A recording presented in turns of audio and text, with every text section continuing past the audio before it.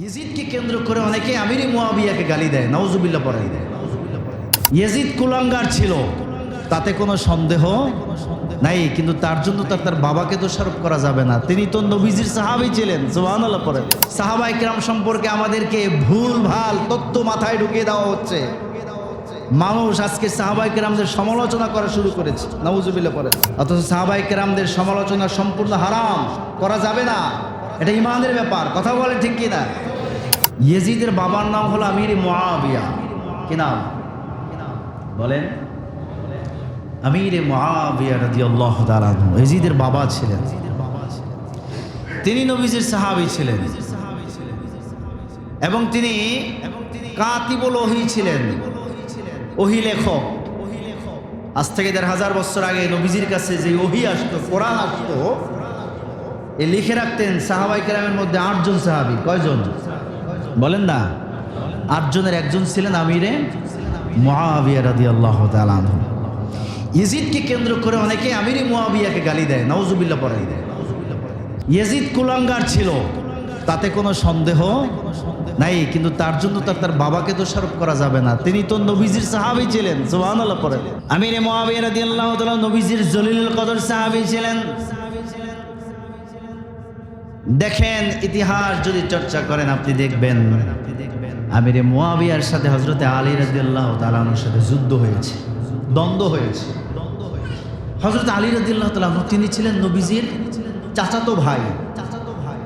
একদিক থেকে তিনি ছিলেন চাচাতো ভাই, আর একদিক থেকে জামাই, কলিজার টুকরা ফাতেমাতুজ জোহরা রাদিয়াল্লাহু তাআলা আনহা তাকে সুপুর্দ করেছেন হযরত আলীর হাতে। সুবহানাল্লাহ পড়েন।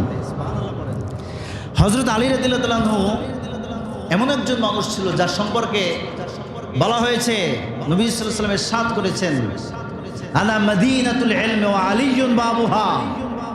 আমি হলাম মদিনার ইলম এবং সেই ইলমের দরজা হলো আলী রাদিয়াল্লাহু তাআলা। জোরে বলেন না সুবহানাল্লাহ। এখন সহসাই একটি সাধারণ প্রশ্ন যে হুজুর, তাহলে আমিরে মুয়াবিয়া তিনিই তো সাহাবী, আলী রাদিয়াল্লাহু তাআলা তিনিও তো সাহাবী, এদের মধ্যে দ্বন্দ্ব কেন হয়েছে? জানার দরকার আছে না নাই? মূল বিষয়টা আমাদেরকে বুঝতে হবে। দেখেন, সাহাবায়ে কেরামের মধ্যে একে অপরের যে দ্বন্দ্বগুলো হয়েছে, এখানে পিছনে আর একটা গ্রুপ কাজ করেছে। কারা বলেন? মুনাফিকরা। কারা কারা? মুনাফিকরা মূলত ইহুদি। মুনাফিকরা মূলত কি?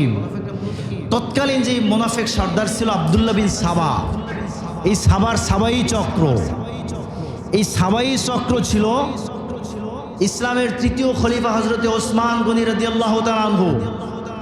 তেনাকে যখন শাহাদাত করা হয়েছে, শহীদ করা হয়েছে, এরপরে খেলাফতে বসলেন আলী রাদিয়াল্লাহু তাআলা আনহু। আলী রাদিয়াল্লাহু তাআলা আনহুকে তিনি বলেছেন যে ওসমান গনির হত্যার শহীদের বিচার করা হবে। কিন্তু মুনাফিকরা চিন্তা করলো, এই সুযোগে দেখি আলীর সাথে মুয়াবিয়ার সাথে যদি একটা দ্বন্দ্ব বাজাইয়ে দেওয়া যায় তাহলে মুনাফিকদের লাভ আছে না নাই? দেখেন, অনেক গুরুত্বপূর্ণ বিষয়টা আপনাদেরকে সুন্দরভাবে বুঝে নিতে হবে। আমরা যদি এই বিষয়টা বুঝতে না পারি আমাদের ঈমান রক্ষা করা কঠিন হয়ে যাবে। কারণ ফিতনার যুগ আসছে, আমাদেরকে বিভিন্নভাবে সাহাবায়ে কেরাম সম্পর্কে নানা বাজে মন্তব্য করা হচ্ছে। সাহাবায়ে কেরাম সম্পর্কে আমাদেরকে ভুল ভাল তথ্য মাথায় ঢুকিয়ে দেওয়া হচ্ছে। মানুষ আজকে সাহাবায়ে কেরামদের সমালোচনা করা শুরু করেছে, নাউজুবিল্লাহ পড়েন। অথচ সাহাবায়ে কেরামদের সমালোচনা সম্পূর্ণ হারাম, করা যাবে না, এটা ঈমানের ব্যাপার। কথা বলে ঠিক কি না? ইতিহাসটা যদি আপনি একবার বুঝতে পারেন, মাথার মধ্যে ঢুকাই নিতে পারেন, আপনাকে কেউ ভুল বুঝাইতে পারবে? মুনাফিকরা আপনার মাথায় আর সুই ঢুকাতে পারবে না।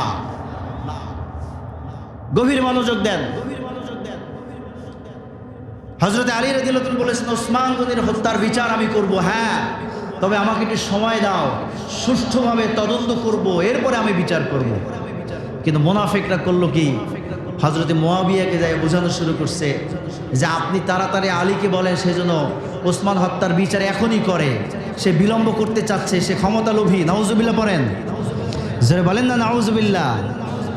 সে তার ক্ষমতার জন্য ওসমান হত্যার বিচার করতেছে না। এইভাবে করে বিভিন্ন উল্টাপাল্টা তথ্য দিয়ে এদিকে আমিরে মুয়াবিয়া রাদিয়াল্লাহু তাআলা আনহুর কান ভারী করলেন। আমিরে মুয়াবিয়া রাদিয়াল্লাহু তাআলা আনহু হযরত আলী রাদিয়াল্লাহু তাআলাকে চাপ দেওয়া শুরু করছেন যে খলিফা আপনি তাড়াতাড়ি ওসমান গনি হত্যার বিচার করেন, আপনাকে এখন বিচার করতে হবে। কিন্তু আলী রাদিয়াল্লাহু তাআলা তিনি বলেছেন যে আমি বিচার করব, বিচার করতে গিয়ে যদি আমি তাড়াহুড়া করি তখন কখনো কখনো ন্যায় বিচার থেকে আমরা এমনও হতে পারে যে ন্যায় বিচার আমার দ্বারা হবে না, অন্যায় বিচার হয়ে যাবে। কথা বলেন ঠিক কিনা? যেতে পারে কি পারে না? জোরে বলেন পারে কি পারে না? আলী রাদিয়াল্লাহু তাআলা বলেছেন হ্যাঁ বিচার আমি করব, তবে আমাকে সময় দিতে হবে। আমিরে মুয়াবিয়া বলেছেন যে না, কোনো সময় দেওয়া হবে না, আপনাকে এখনই বিচার করতে হবে। এই যে আমিরে মুয়াবিয়া আলী রাদিয়াল্লাহু তাআলাকে চাপ দিচ্ছে, এই চাপটা দিচ্ছেন কাদের প্ররোচনায়? বলেন বলেন জোরে বলেন কাদের? সেই মুনাফিক এখনো আছে না নাই? কথা বলেন আছে না নাই? আচ্ছা ভাই, এখন আপনি একজন মুমিন, একজন মুসলমান, আপনি কি আলী রাদিয়াল্লাহু তাআলাকে দোষ দিবেন, নাকি মুয়াবিয়াকে রাদিয়াল্লাহু তাআলাকে দোষ দিবেন, নাকি মুনাফিকদেরকে দোষ দিবেন? বলেন জোরে বলেন। মুনাফিকদেরকে দোষ দেব। কিন্তু আজকের একদল মুমিন, একদল মুসলমান, একদল ইসলামী নামধারী, তারা আমাদেরকে সাহাবায়ে কেরাম আমিরে মুয়াবিয়াকে দোষ দিয়া আমাদের কান ভাঙাচ্ছে, আমাদের মাথা নষ্ট করছে, সাহাবায়ে কেরামদের বিরুদ্ধে আমাদেরকে খেপিয়ে দিচ্ছে। কথা বলেন ঠিক কিনা? খবরদার, ইতিহাস আগে বুঝে নেব, এরপরে আমরা সিদ্ধান্ত নিব, আমল করব ইনশাআল্লাহ। আল্লাহ তাআলা তৌফিক দিক, বলেন আল্লাহুম্মা আমিন। তাহলে এখানে মূল দোষী কারা? তৃতীয় পক্ষ। কোন পক্ষ?